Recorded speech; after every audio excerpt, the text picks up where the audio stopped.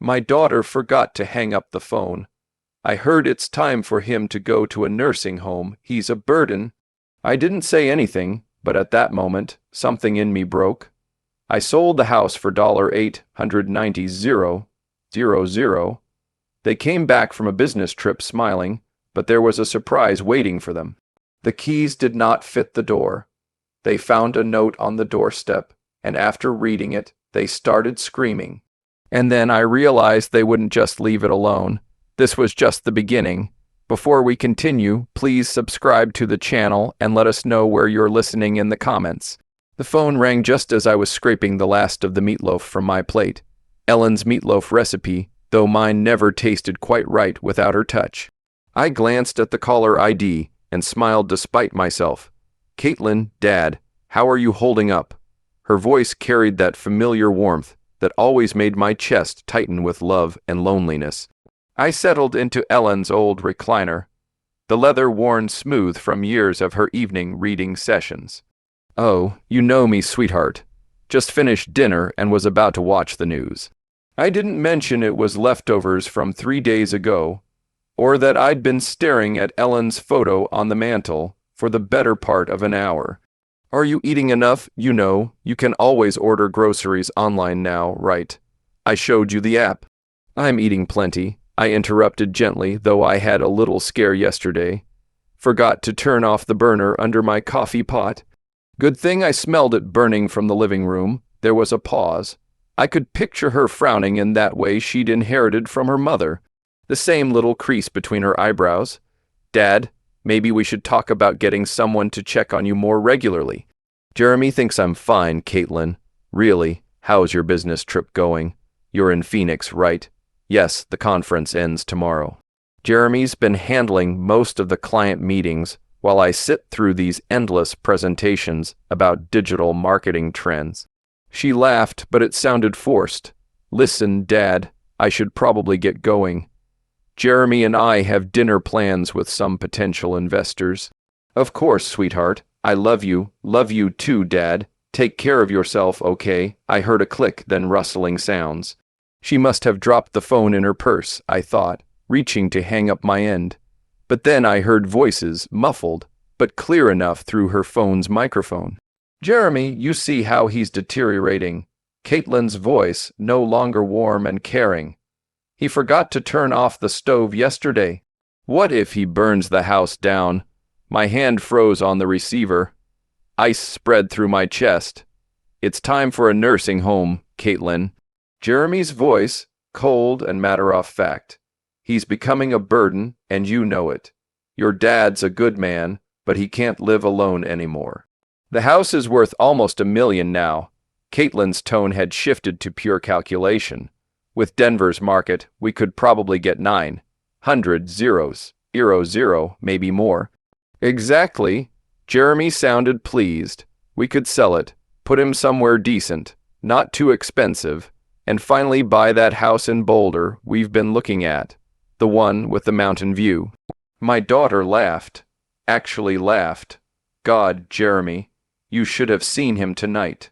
So grateful just to hear from me. He has no idea we're planning this. The longer we wait, the more confused he'll get. We should strike while he still trusts us completely." The phone slipped from my numb fingers. Clattering onto the hardwood floor Ellen and I had installed together 23 years ago. Every board laid by my own hands, every nail driven with thoughts of our family's future. I sat in the sudden silence of my empty house, staring at Ellen's photograph. Her eyes seemed to bore into mine with an expression I couldn't quite read. Disappointment, warning, or maybe just the terrible knowledge that comes to those who have already left this world. The grandfather clock in the hallway, Ellen's anniversary gift to me 15 years ago, ticks steadily in the growing darkness. Outside, the first spring crickets began their evening song in the garden Ellen had planted, and I still tended. Something cold and hard settled in my chest, replacing the warmth I'd felt hearing my daughter's voice just moments before. My hands, weathered from decades of construction work, slowly curled into fists. They thought I was a burden. They thought I was confused, helpless, ready to be managed and discarded. They were already spending my money, already planning their new life in my grave. But I wasn't dead yet, and I wasn't nearly as confused as they believed. I don't know how long I sat there in the dark, Ellen's face watching me from the silver frame on the end table. The house felt different now, as if the walls themselves had heard my daughter's betrayal and were holding their breath. My legs felt unsteady when I finally stood to turn on the lamp. The warm light fell across the living room we'd furnished piece by piece, each item chosen with care and saved for with sacrifice. The burgundy sofa where Caitlin used to curl up doing homework. The coffee table I'd built in the garage, sanding it smooth while she played at my feet.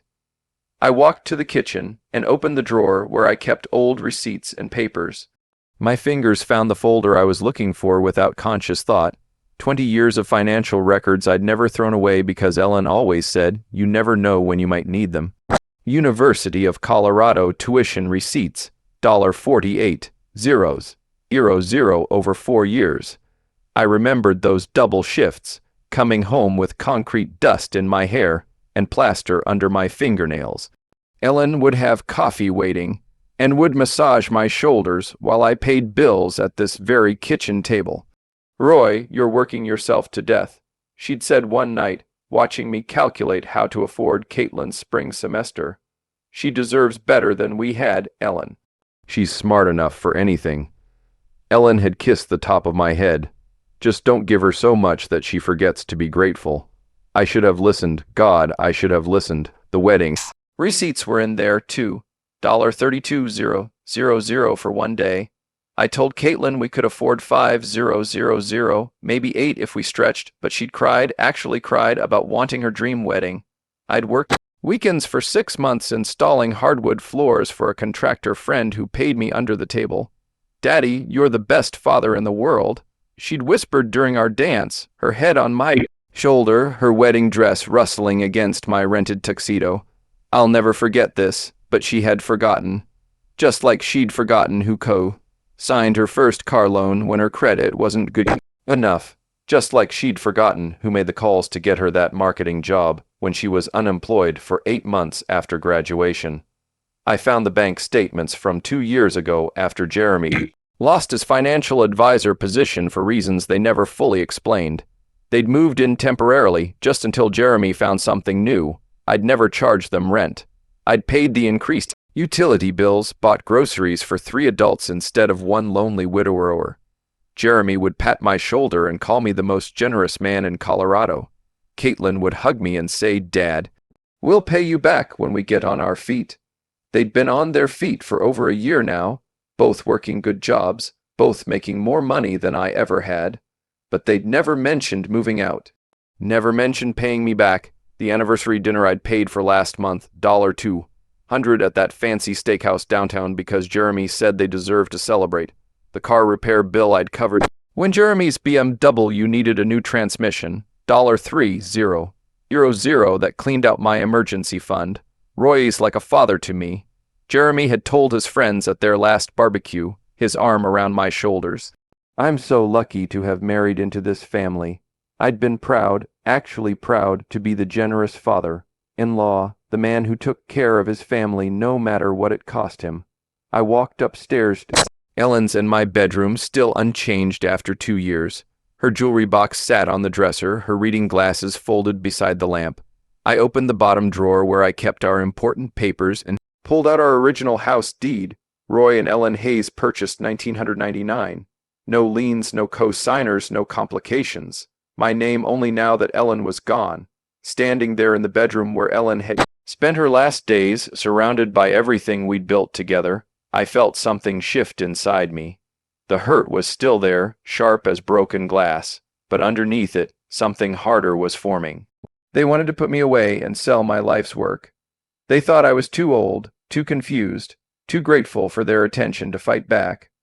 I looked at Ellen's photo on the nightstand and, remembering her voice from all those years ago, don't give her so much that she forgets to be grateful. Well, Ellen, our daughter, had definitely forgotten, but she was about to remember that her old man wasn't as helpless as she thought. I walked to my home office and pulled out the business card I'd kept in my desk drawer for 3 years. Todd Fisher, real estate attorney. Ellen had insisted we meet with him after her cancer diagnosis, just to make sure our affairs were in order. It was time for another consultation. The next morning, I walked through my house like a stranger seeing it for the first time, but instead of seeing home, I was seeing what Caitlin and Jeremy saw. Square footage, market value, liquid assets. In the kitchen, I ran my hand along the granite countertop I'd installed myself, working by lamplight after my regular job because we couldn't afford to hire contractors. Ellen had picked out the pattern, speckled gray with veins of gold that caught the morning light. She'd made coffee on this counter every morning for 16 years until the cancer took her strength away. I remembered the Christmas morning when 3-year-old Caitlin took her first wobbly steps right here from the refrigerator to Ellen's outstretched arms. We'd both cried with joy, Ellen scooping our daughter up and spinning her around while I scrambled for the camera. Our baby's walking in a house, Ellen had whispered, tears streaming down her face, in the house we built for her. The living room held 25 years of Christmas mornings. I could still see 7-year-old Caitlin's face lighting up at the sight of the dollhouse. I'd spent 3 months building in the garage, working in secret after she'd gone to bed. Ellen had sewn tiny curtains for the windows, made miniature furniture from cardboard and fabric scraps. "Daddy, it's just like our house," Caitlin had squealed. And it was. I made it a perfect replica down to the little bay window in what represented her bedroom. That bay window had cost me 6 months of overtime. Ellen had seen it in a magazine and fallen in love with the idea of reading there in the afternoons. I'd learned to cut angles I'd never cut before, measured and remeasured until my back etched from crawling around the frame. "Roy, we can't afford this," Ellen had worried when she saw me marking measurements on the wall. "You want it, you'll have it," I told her. "I'll make it work." I climbed the stairs to Caitlin's old room, still painted the soft yellow she'd chosen for her 16th birthday, still decorated with photos of her high school friends and college memories. The room where I'd rocked her through colicky nights as a baby, where Ellen and I had helped her with algebra homework at the small white desk I'd built to fit perfectly under the window. The master bedroom was the hardest. Ellen's side of the bed still had her water glass on the nightstand, her bookmark still marking page 247 of the novel she'd never finish. I'd built these walk-in closets with my own hands, custom designed to fit Ellen's height perfectly. Her clothes still hung there, still smelling faintly of her perfume. This was the room where we'd planned our future, where we'd whispered about our dreams for Caitlin, where Ellen had died holding my hand while machines beeped around us. "Promise me you won't let them take advantage of you," she'd said near the end, her voice barely a whisper. "You're too good, Roy, too generous. Promise me you'll take care of yourself." I'd promised, but I hadn't kept that promise, had I? In my home office, I found the folder of construction photos Ellen had kept, pictures of me laying foundation in the spring of 1999, 25 years younger and 50 I'll be stronger, me and my crew installing the frame. Ellen in her hard hat bringing us lemonade on hot summer days, her belly just starting to show with Caitlin. The financial records from those years told the story Ellen's photos couldn't. Second mortgage, personal loan from my brother.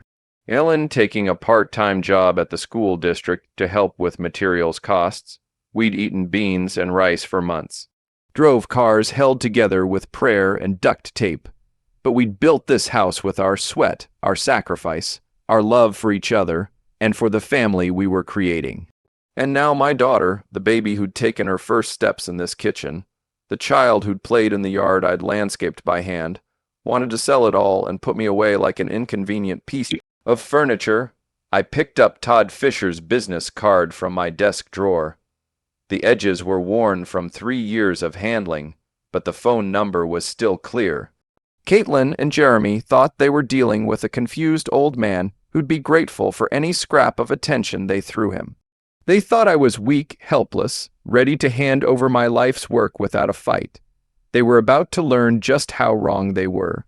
I dialed Todd's number and listened to it ring, my hands steady as stone. Outside, the spring morning was bright and clear. Kind of day Ellen used to love, the kind of day for new beginnings. The law offices of Pfizer and Associates occupied the second floor of a modest brick building on Colfax Avenue, the kind of place that specialized in helping regular people with real problems rather than impressing corporate clients. I'd chosen my best suit, the charcoal gray one Ellen had picked out for me to wear to her funeral, and arrived 15 minutes early, my hands only slightly trembling as I signed in at the reception desk.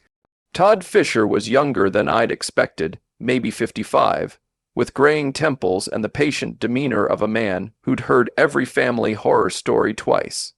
His office was lined with law books and family photos, a wife, 2 teenagers, a golden retriever, the kind of normal life Ellen and I had tried to build. "Mr. Hayes, good to see you again." Todd poured coffee from a small machine in the corner, the rich smell filling the space between legal documents and filing cabinets. "I remember you and Ellen from a few years back. I'm sorry for your loss, thank you." I accepted the coffee, surprised by how steady my voice sounded. "I need to discuss something delicate about my daughter and son-in-law." Todd settled behind his desk, pen ready. "I'm listening," I told him everything. The phone call, the overheard conversation, their plans to sell my house and put me in a nursing home. Todd's expression never changed, but I caught him shaking his head slightly when I described their eagerness to spend my money on their Boulder dream house. "Unfortunately, Mr. Hayes, this scenario is more common than you'd think." Todd set down his pen and leaned back in his chair. "Adult children often assume they know what's best for their aging parents, especially when valuable assets are involved. But they can't actually do anything, can they? I mean legally. Let's start with the basics.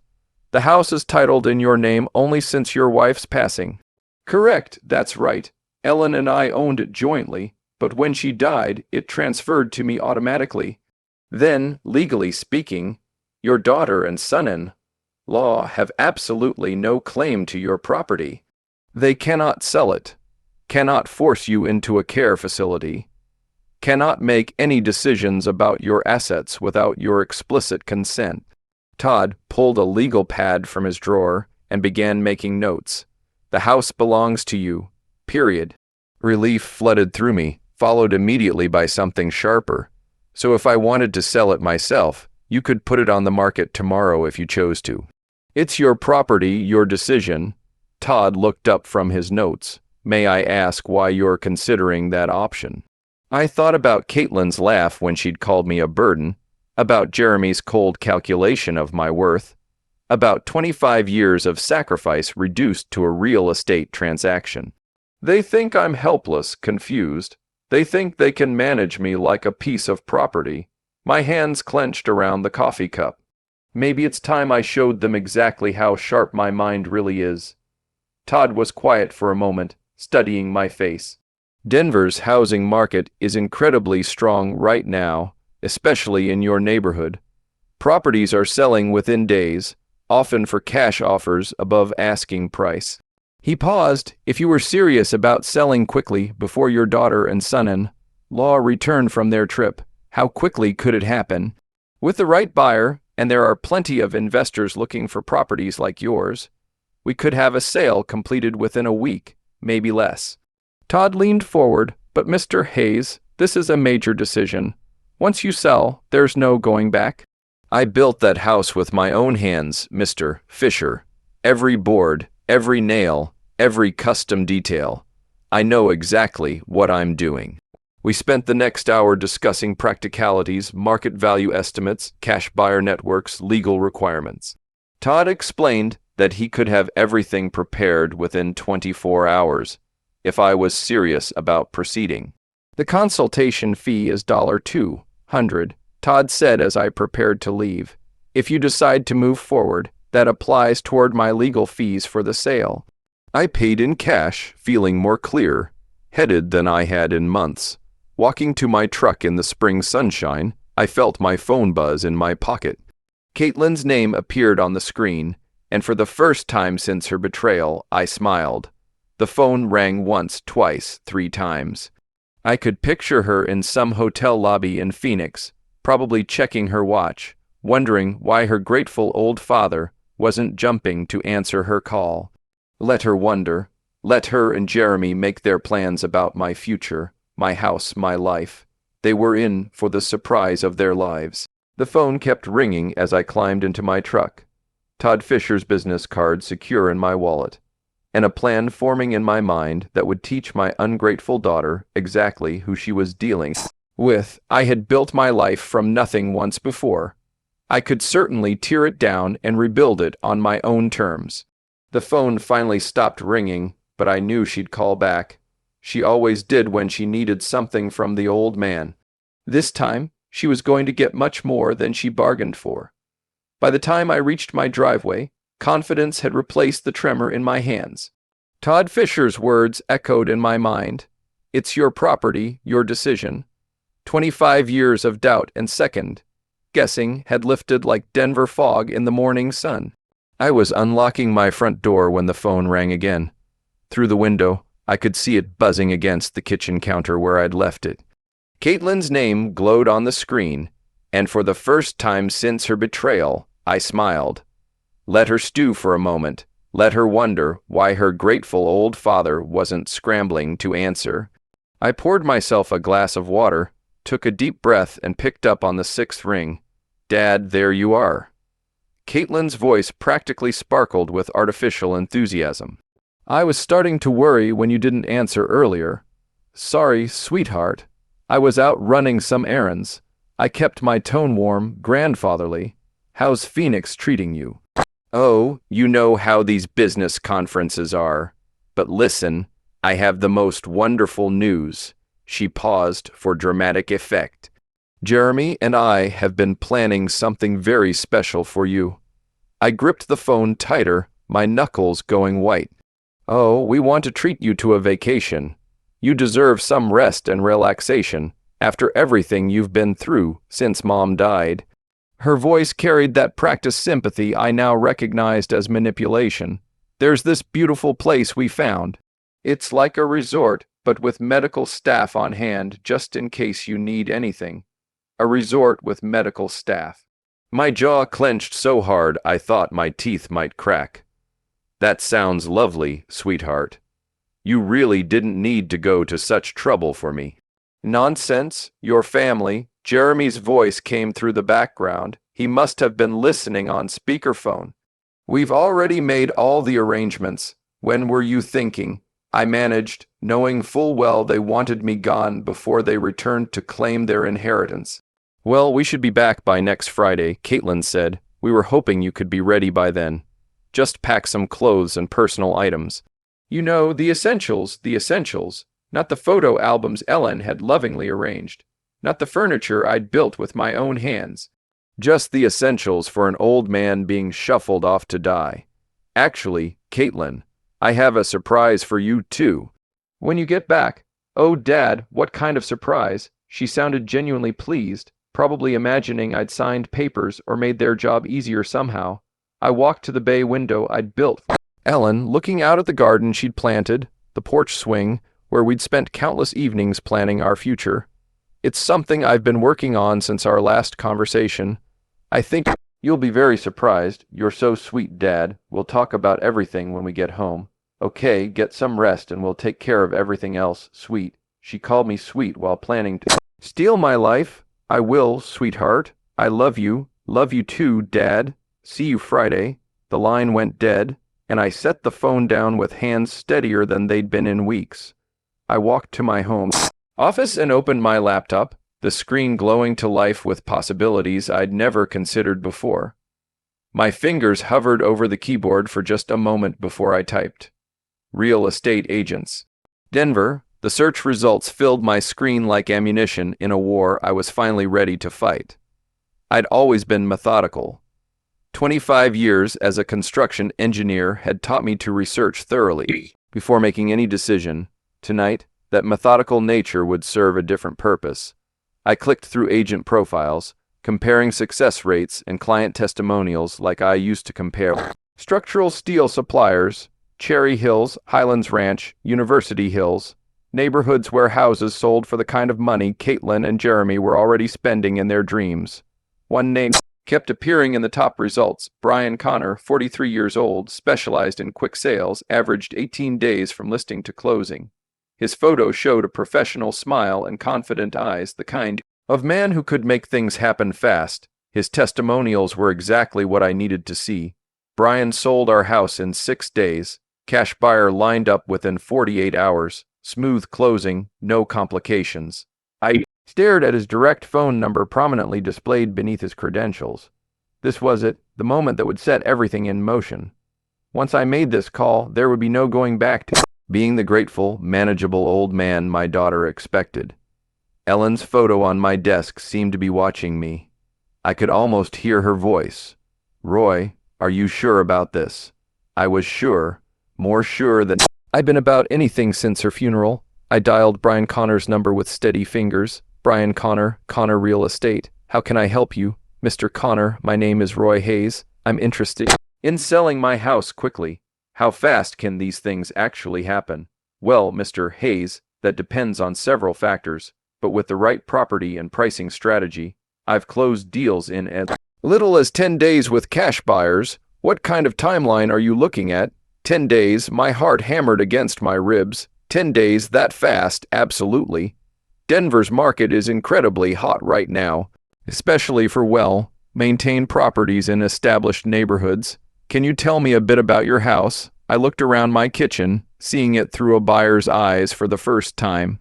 2-story, 400 square ft, built in 1999. Cherry Creek area, 3 bedrooms, 2.5 baths. I've maintained it well. Did most of the work myself over the years. Brian's voice sharpened with interest. That sounds exactly like what several of my investors are looking for. Original owner, well-maintained, established neighborhood. Those are premium selling points. Would you be interested in a property assessment? How quickly could you come by? I can be there this afternoon if you're available. Say 3:00. I glanced at the clock. It was just past noon. 3:00 works perfectly. Let me give you the address. After I hung up, I sat in the sudden quiet of my kitchen, the magnitude of what I'd set in motion beginning to settle in my chest. In 3 hours, a stranger would walk through the house Ellen and I had built together, assigning dollar values to our memories. I spent the next 2 hours cleaning obsessively old habits from Ellen's time when she'd insist the house be spotless for any visitor. I dusted the bay window, straightened the throw pillows on the couch, made sure every surface gleamed. But this cleaning felt different. I wasn't preparing for guests. I was preparing for an execution. At exactly 3:00, the doorbell rang. I smoothed my shirt, took a deep breath that carried the scent of Ellen's lavender sachets, still tucked in the linen closet, and walked toward the front door. My hand trembled slightly as it closed around the brass doorknob I'd installed myself 15 years ago. Beyond this door waited either my salvation or my damnation. I turned the handle and opened the door to my future. Brian Connor looked exactly like his photo, professional but approachable, early 40s, with the kind of confident bearing that came from years of successful deals.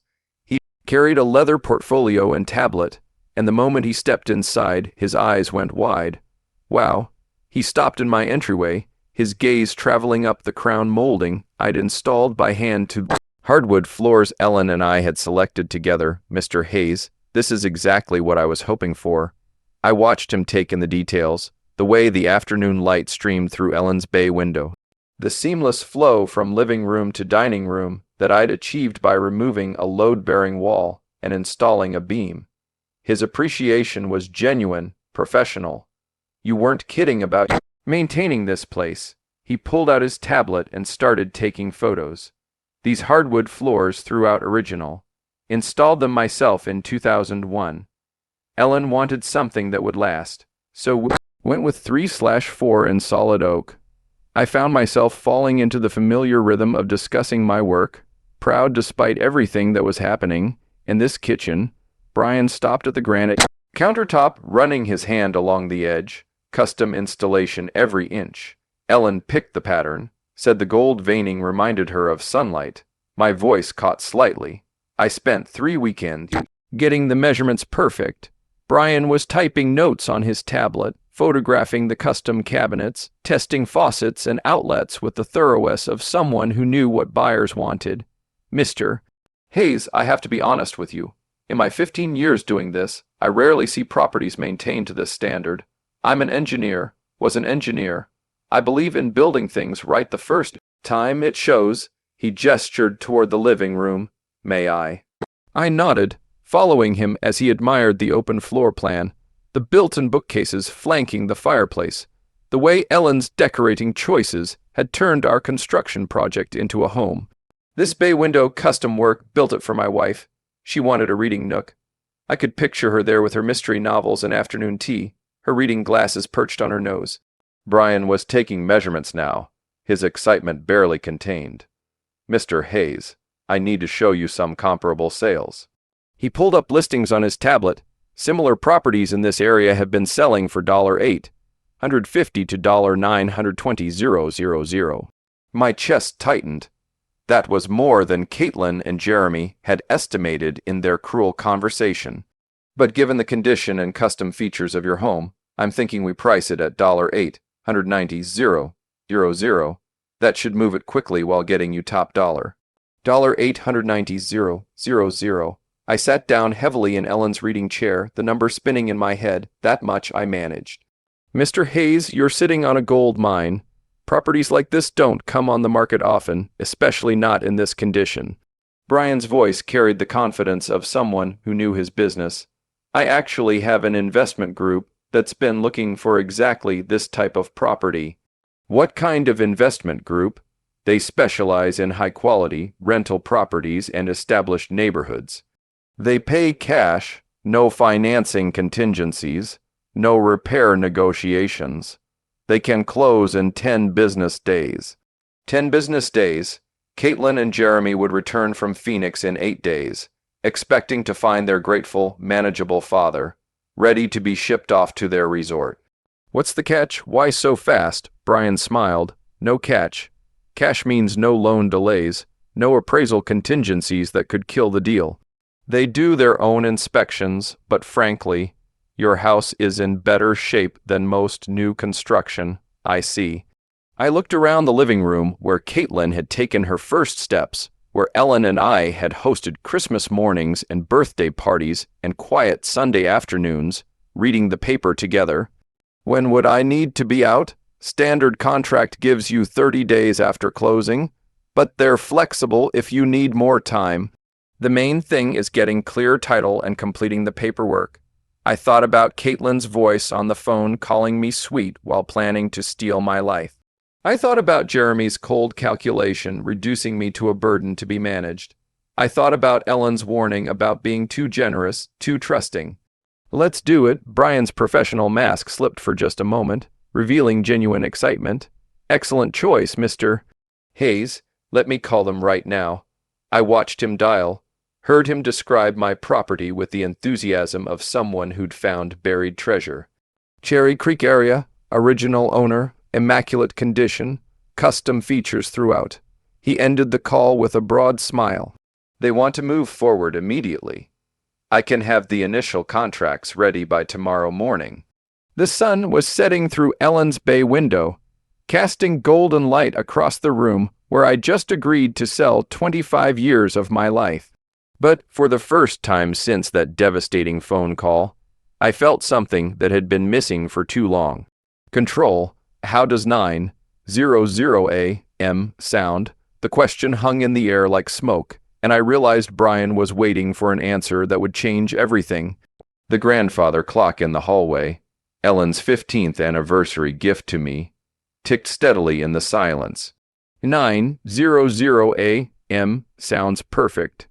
After Brian left with promises of contracts and closing timelines, I stood alone in the house that would soon belong to someone else. The evening light through Ellen's windows painted everything golden, like a photograph of a life I was about to leave behind. But it wasn't sadness I felt, it was anticipation. Brian arrived the next morning with contracts, a notary, and coffee for everyone, the kind of professional efficiency I'd always respected. I read every line with the thoroughness that had made me a good engineer, checking details the way I used to check blueprints. Sale price $800 on $90,000. Cash purchase, closing date, 10 business days from signing. The notary, a middle-aged woman with kind eyes, walked me through each signature. Minimal contingencies, just the title search and final walkthrough. And I can remain in the house for 30 days after closing if needed. That's correct, Mr. Pays, though most sellers prefer to move out sooner rather than later, just for peace of mind. Peace of mind? I almost laughed. The only peace of mind I'd have would come from seeing Caitlin and Jeremy's faces when they discovered what their burden had done. I signed my name with steady hands, and just like that, the process was in motion. The first 3 days passed in a blur of paperwork and inspections. The title company began their search through decades of records. The investors sent their team, a polite crew who admired my workmanship and found nothing to complain about. Your father-in-law really knew what he was doing. One of them told the heir, since they assumed I was already gone. These floors, this electrical work, all top quality. Days 4 through 6, I became a man with a secret mission. I researched apartments online, looking for something small but comfortable, somewhere I could start over with nearly $900,000 in the bank. I found a place in Highlands, a senior community with golf courses and a community center, the kind of place Ellen and I had sometimes talked about for our golden years. I also called storage facilities, planning which of Ellen's things I'd keep and which I'd have to leave for the new owners. Her china, definitely her jewelry box, the photo albums, the essentials of a life lived together. Days 7 through 9 brought a strange confidence I hadn't felt in years. Each morning, I woke up knowing I was one step closer to freedom, one step closer to showing my daughter that her confused old father was sharper than she'd ever imagined. Mrs. Patterson from next door noticed the activity, asked about the inspectors and official-looking people. Just some work being done, I told her, hating the half-truth, but knowing the full truth would spread through the neighborhood before I was ready. On day 8, Brian called with final confirmation. Everything's on track for tomorrow's closing, Mr. Hayes. The buyers are thrilled with the inspection results. Wire transfer will be completed the same day. You'll have access to funds immediately. That night, I packed a single suitcase with clothes and personal items, not because I was moving yet, but because I wanted to be ready for anything. I looked at Ellen's photo in our dresser and whispered, I hope you understand what I'm doing. Friday morning arrived bright and clear, the kind of spring day Ellen used to say was Denver at its finest. I dressed carefully in my best suit, not the funeral suit, but the navy one Ellen had bought me for Caitlin's college graduation. The title company office was all professional efficiency and congratulations. The buyers were represented by their attorney, a sharp woman who double-checked every document. Brian handled the paperwork like a conductor leading an orchestra. Mr. Hayes, if you'll sign here and here, an initial there. Each signature felt like cutting a chain. The deed transfer, the settlement statement, the final acknowledgement that 1,247 Maple Street no longer belonged to Roy Hayes, and this is your wire transfer confirmation. $890 less closing costs has been deposited to your account. I stared at the numbers on the paper. More money than I'd ever seen in one place. More money than Caitlin and Jeremy had dreamed their burden could access. We shook hands all around, everyone pleased with the smooth transaction. Brian walked me to my truck, promising to stay in touch if I ever needed real estate services again. You made the right choice, Mr. Hayes. Sometimes a fresh start is exactly what we need. I drove home through neighborhoods I'd known for 25 years, past the elementary school where Caitlin had learned to read, past the park where Ellen and I used to walk every Sunday morning. But instead of nostalgia, I felt liberation. I pulled into my driveway and sat in my truck, looking at the house that was no longer mine.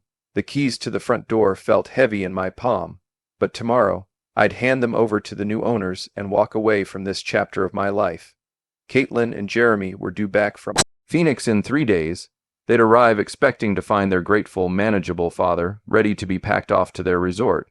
Instead, they were going to find an empty house and a lesson they'd never Forget. I climbed out of my truck and walked toward my front door, reaching for my phone to make the next call in a plan that was working better than I'd ever hoped. The engine ticked as it cooled in my driveway, but I couldn't bring myself to turn it off. I sat staring at the house I'd built with my own hands, the house that now belonged to strangers, the house where Caitlin and Jeremy expected to return and find their grateful, manageable father waiting to be shipped off. The keys to the front door felt like lead in my palm. New owners or not, I still had access for 30 days, time enough to complete what I'd started. I drove to the Starbucks on Kfax Avenue and parked in the lot, hands steady as I dialed directory assistance for a 24-hour locksmith. The emergency fee would cost an extra $200, but money was no longer a concern. Emergency locksmith, this is Eddie speaking. I need all my door locks changed today. It's urgent. What kind of time frame are we looking at, sir? As soon as possible. I can pay cash. I can be there in 2 hours. Address. Back at the house, I waited for Eddie in my truck, watching Mrs. Patterson water her garden next door. She waved and I waved back, my chest tight with the knowledge that I was lying to everyone who cared about me. Eddie arrived in a van full of tools and hardware, a man in his 50s who'd clearly seen every kind of lock emergency Denver had to offer. Security issue, sir, he asked, studying my front door. New ownership situation. Better safe than sorry. He nodded like he'd heard it before and got to work. I watched him remove the locks I'd installed 15 years ago, the brass hard, where Ellen had picked out because it matched our door knocker. These are quality locks, Eddie commented as he worked. Somebody knew what they were doing when they installed them. That was me. I like things done right. The new locks were silver instead of brass, modern instead of traditional. They clicked differently when Eddie tested them. A sharper, more mechanical sound than the old ones. Here are your new keys, sir. 3 copies of each. Front door, back door, and garage side entrance. Eddie handed me a ring of keys that felt foreign in my palm. That'll be $450 with the emergency fee. I paid in cash from my wallet, knowing there would be no paper trail connecting Roy Hayes to this transaction. After Eddie left, I stood in my empty house and began the hardest part, packing 25 years of life into what I could carry. Ellen's jewelry box went into my suitcase first, along with our wedding photos, and the novel she'd been reading when she died. Bookmarks still marking page 247, my engineering certificates, our important documents, Ellen's favorite cookbook with the handwritten notes in the margins. I left almost everything else. The furniture that told our story would have to stay. The photo albums chronicling Caitlin's childhood. Ellen's clothes still hanging in our closet, still carrying the faint scent of her perfume. While I packed, I called Sunset Manor Apartments on my phone, explaining that I needed a furnished bedroom immediately. We have a lovely unit available for immediate occupancy, said Mrs. Chen, the property manager, month-to-month lease. If you prefer flexibility, I'll take it. I met Mrs. Chen at the apartment complex an hour later, a modest but clean building designed for seniors with a community center and well-maintained grounds. The one-bedroom unit was simple but comfortable, furnished with everything I needed to start over. Cash deposit is perfectly fine, Mr. Hayes. When would you like to move in? Tonight. Mrs. Chen's eyebrows rose slightly, but she didn't ask questions. I signed the lease and handed over first month's rent plus deposit, nearly $300 that would have seemed impossible to spend casually just 2 weeks ago. Loading my car in the gathering dusk, I caught Mrs. Patterson watching from her window. She waved again, and I felt the weight of all the relationships I was severing, all the connections Caitlin and Jeremy had forced me to cut. I took one last walk through the empty rooms, my footsteps echoing differently now that the house belonged to someone else. In the kitchen, where Ellen had taught Caitlin to bake Christmas cookies. In the living room, where we'd watched Caitlin open presents on Christmas morning. In our bedroom, where Ellen had taken her last breath while I held her hand. "I'm sorry, honey," I said aloud to Ellen's memory. "But you'd understand. You always said I was too generous for my own good." I locked the new locks and drove away from Maple Street for what might be the last time, my rear-view mirror full of the life I was leaving behind. The sun was setting when I arrived at Sunset Manor, my car loaded with the essentials of my existence. I carried my suitcase to my new front door, fumbling with unfamiliar keys to unfamiliar locks. Inside the small apartment, I dropped my suitcase and immediately reached for my phone. Final phase of my plan required one more call, one more piece of the puzzle that would give Caitlin and Jeremy the surprise of their lives. The apartment felt like a motel room, functional but soulless with generic furniture and the lingering smell of industrial carpet cleaner. I stood holding my phone, Ellen's photo already positioned on the nightstand, and trying to decide which bank would best protect nearly $900,000 from the children who thought they deserved it. I opened my laptop on the small dining table and began researching banks that specialized in large deposits. Colorado Community Bank caught my attention, smaller than the major chains with a focus on personal service and discretion. Exactly what I needed. Colorado Community Bank Private Banking Division. This is David Morrison, Mr. Morrison. My name is Roy Hayes. I need to open an account for a substantial deposit around $890,000. The brief pause on the other end told me David was recalculating his day. "We'd be absolutely delighted to work with you, Mr. Hayes. When would be convenient for a consultation?" "Monday morning, 9:00 a.m. Perfect. I'll have everything prepared." The weekend stretched ahead of me like uncharted territory. I'd never lived anywhere but the house Ellen and I built together. This tiny apartment felt like exile, but it was exile by choice. My choice, not theirs. Saturday morning, I made coffee in the unfamiliar kitchenette and methodically unpacked my belongings. Ellen's jewelry box on the dresser, my engineering awards on the bookshelf, our wedding photo beside the bed, where I'd sleep alone in a space that had never known Ellen's presence. I drove to the grocery store and bought food for one person.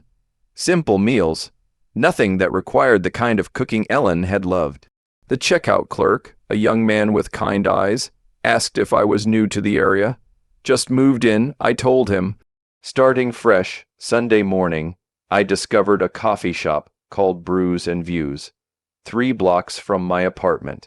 The barista, a young woman named Sarah with purple streaks in her hair, made the kind of strong coffee I preferred. "You're new around here," she observed, not prying, just friendly. "Retired engineer," I said, "looking for a quieter life."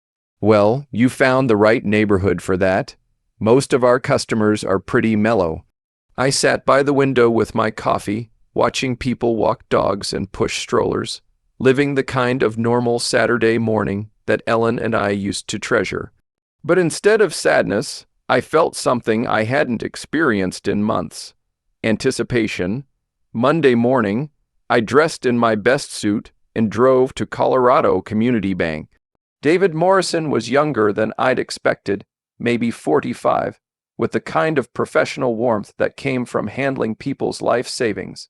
"Mr. Hayes, what brings you to Colorado Community Bank?" "I recently sold my house. I need a fresh start with an institution that values personal relationships over transaction fees." David nodded with genuine understanding. "We specialize in exactly that kind of service. Tell me about your needs." I explained my situation carefully. A widower who'd sold his family home and needed secure, accessible banking. David asked thoughtful questions, never prying beyond what was necessary for account setup. "I'll need to wire the funds from my previous bank," I explained. "No problem at all. We can initiate that transfer today, and the funds should clear by Wednesday." David prepared the paperwork with quiet efficiency. Online banking, debit card, and checkbook, all standard services. Given the amount, I'd also recommend our premium account package for additional security features. I signed documents that made me an official client of Colorado Community Bank, customer number 847,293, with access to nearly $900,000 that Caitlin and Jeremy would never see. Tuesday and Wednesday passed in the strange rhythm of my new routine. Morning coffee at Brews and Views. Sarah remembered my order and asked about my weekend. Afternoon walks through the neighborhood, discovering a small park with benches where other retirees fed pigeons and read newspapers. Wednesday afternoon, David called with the news I'd been waiting for. "Mr. Hayes, your funds have cleared successfully. Your account is fully active." I hung up and looked around my small apartment, at Ellen's photo watching me from the nightstand, and at the simple life I was building from the wreckage of my daughter's betrayal. For the first time since Ellen's death, I felt truly in control of my own destiny. Wednesday evening, I sat in my single chair. Not Ellen's reading chair, not the recliner where I'd heard Caitlin's betrayal. Just a plain chair in a plain room that belonged entirely to me. I opened my laptop and typed mini surveillance cameras into the search bar. My fingers hovered over the keyboard, knowing that what I was about to order would capture the final act of my revenge. Caitlin and Jeremy were returning on Friday, expecting to find their grateful old father ready to be managed. Instead, they were going to discover that their burden had become their biggest problem. The search results filled my screen with dozens of surveillance options, from obvious security cameras to devices disguised as everyday objects. After 30 minutes of research, I found what I needed: a wireless mini camera hidden inside what looked like a phone charger.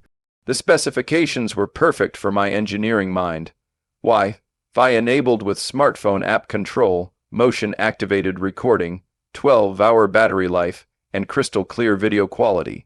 Most importantly, it could stream live footage directly to my phone from anywhere with internet access.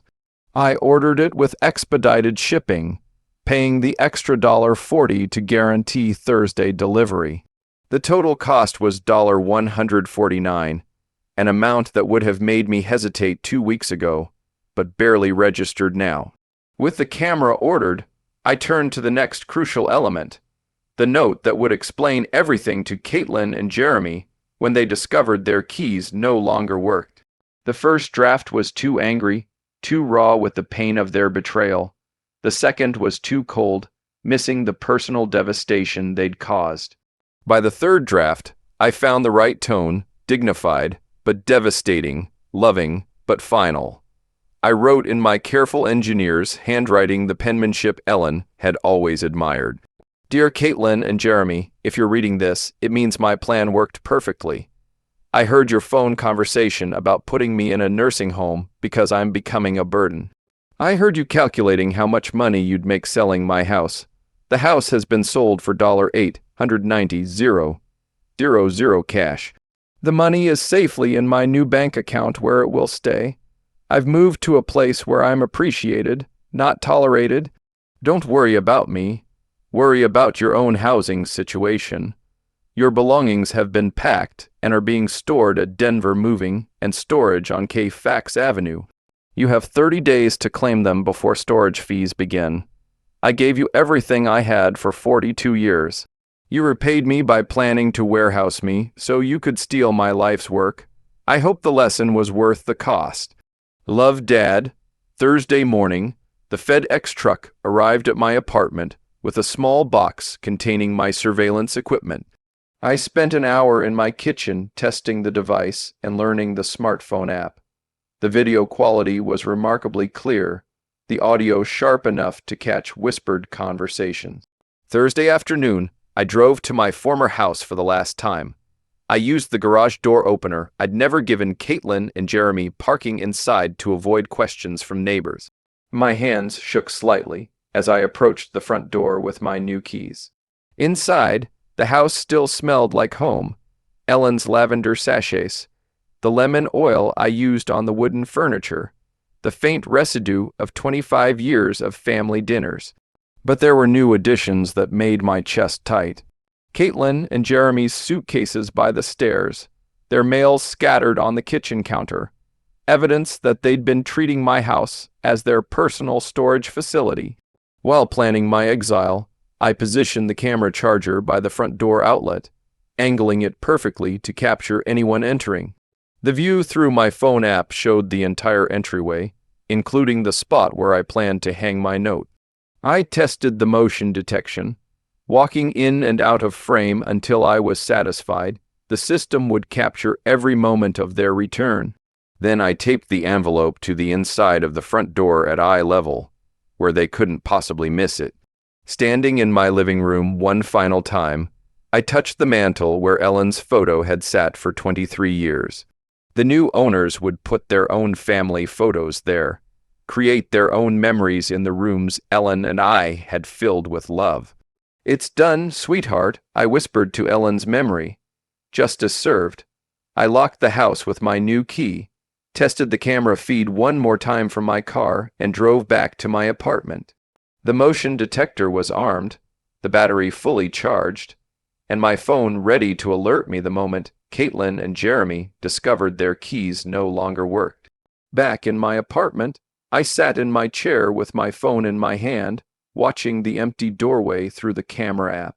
The timestamp showed 6:30 p.m. Thursday evening. Tomorrow, Caitlin and Jeremy would return from their business trip, probably discussing their nursing home plans and already spending my money in their minds. They had no idea their grateful old father had become their worst nightmare. I woke Friday morning with the anticipation of a man about to witness justice after years of injustice. My coffee tasted better than it had in weeks, and even the small apartment felt less confining as I settled into my chair with my phone, the camera feed showing my empty former doorway. 4:30 p.m.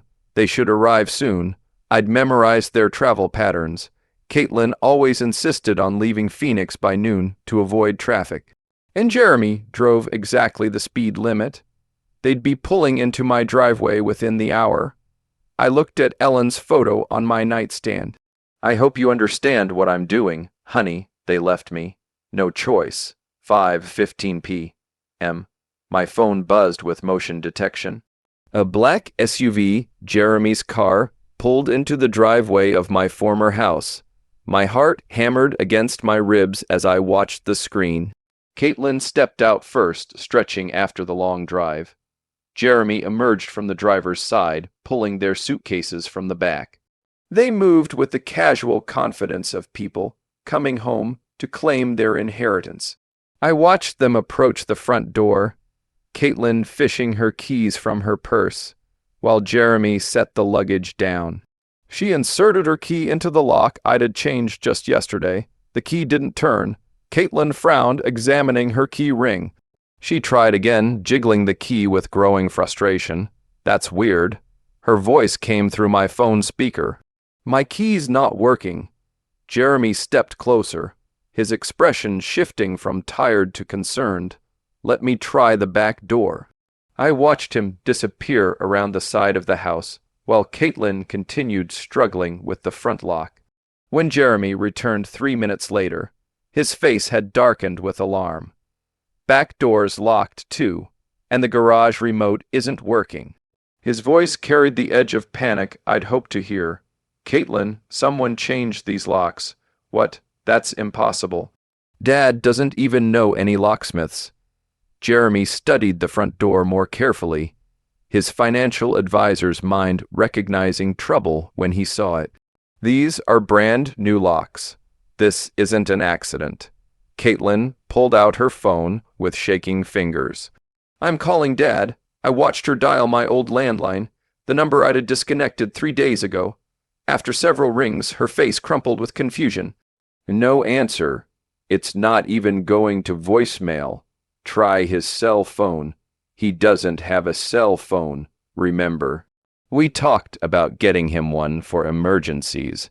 Her voice cracked with the first hint of real fear. Jeremy was examining the windows now, his earlier confidence completely evaporated. "There, that one's unlocked. I can boost you up." I watched my daughter climb through the kitchen window I deliberately left unlatched, her business suit catching on the frame. She disappeared inside, and moments later, the front door opened from within. Jeremy entered with their suitcases, and both of them stopped dead when they saw the white envelope taped to the door at eye level. Caitlin's hand trembled as she pulled down the envelope with her name, and Jeremy's written in my careful script. I leaned forward in my apartment chair, phone clutched in both hands as she tore open the seal. Her eyes moved across my words, Jeremy reading over her shoulder. I watched their faces change, confusion to shock, to disbelief, to horror. He sold the house. Caitlin's voice rose to a near shriek. How could he do this to us? Jeremy snatched the note from her hands, reading it again, as if the words might change. That manipulative old bastard, he was playing us the whole time. $890,000. Caitlin was crying now, her careful makeup streaking down her cheeks. He kept it all.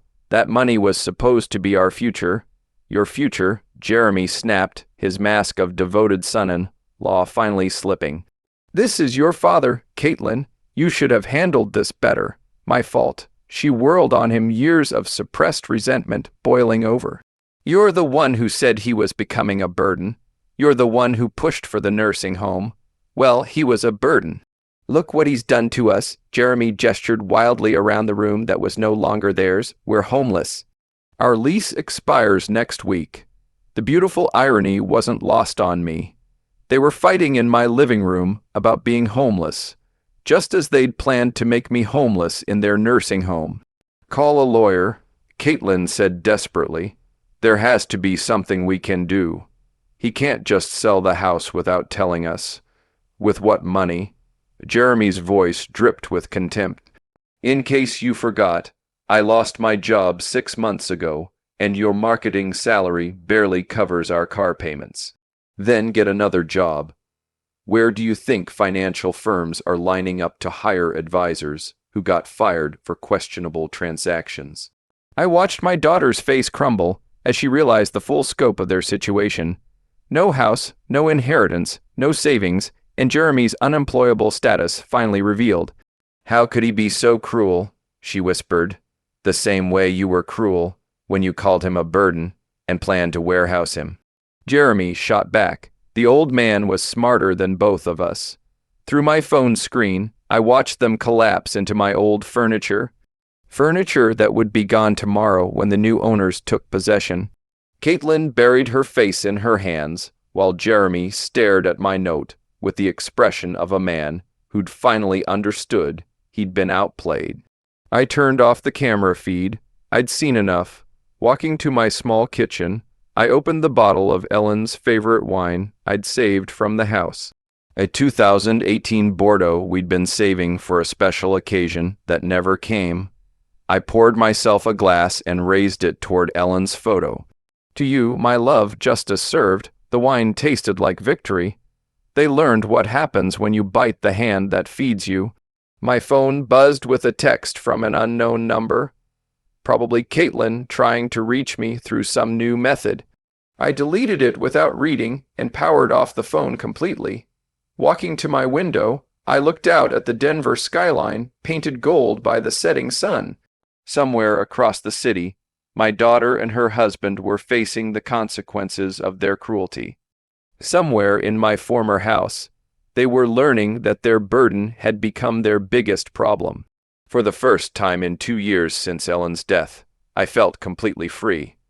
I was no longer anyone's burden.